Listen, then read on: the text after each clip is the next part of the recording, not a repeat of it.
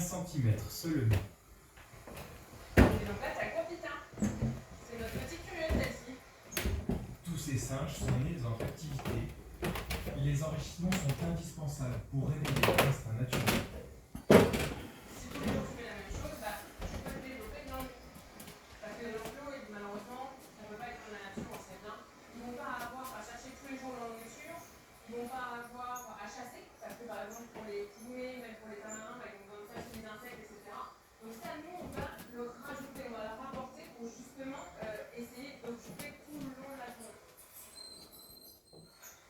Et là, sa communication aussi, du coup, tu as beaucoup d'échanges. Si tu écoutes, tu as des signaux vraiment tout le monde pour dire il y a ça, il y a ci, etc. Alors, je ne parle pas de petits singes. On pense que c'est à peu près ça. BTS, 140 soigneurs travaillent aujourd'hui dans le zoo, payés environ 1700 € net par mois.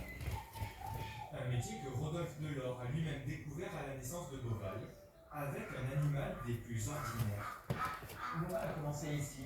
Maman a ouvert le petit parc d'oiseaux en 1980. Il y avait déjà la rivière avec les canards. Et c'est ici que j'ai fait les débuts. J'avais 9 ans. Je travaillais déjà au milieu des oiseaux pendant les week-ends, pendant les vacances scolaires. J'ai installé les premiers canards. J'ai installé pour les canards d'ornement. Ramasser ceux en couveuse. Je donnais une consigne aux soigneurs animaliers pour la semaine.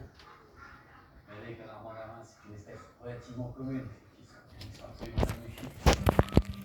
Cette passion pour les oiseaux lui a été transmise par ses deux parents, qui n'étaient pourtant pas vraiment du métier. Maman présentait des spectacles de musicaux, elle présentait Georges Brassens, Jacques Brel, bien d'autres. Mon père était magicien, prestidigitateur, mais maman s'est passionnée pour les oiseaux et elle a eu jusqu'à 300 oiseaux dans l'appartement à Paris. Donc rapidement, ma mère m'a mis les oiseaux dans la chambre, je suis allé dormir dans la chambre de ma sœur. Donc juste voulu quitter les musicaux parisiens pour venir installer ces oiseaux à la campagne.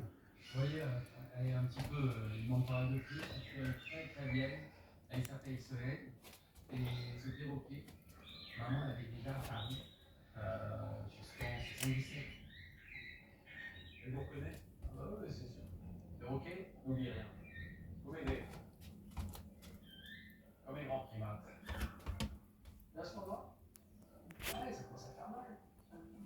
En 1980, sur les 5 hectares du domaine familial, le parc ornithologique peine à attirer.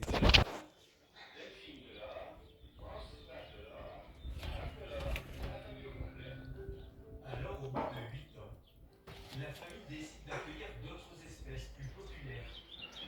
Rodolphe, qui a arrêté l'école à 15 ans, passe des canards aux félins, puis aux reptiles.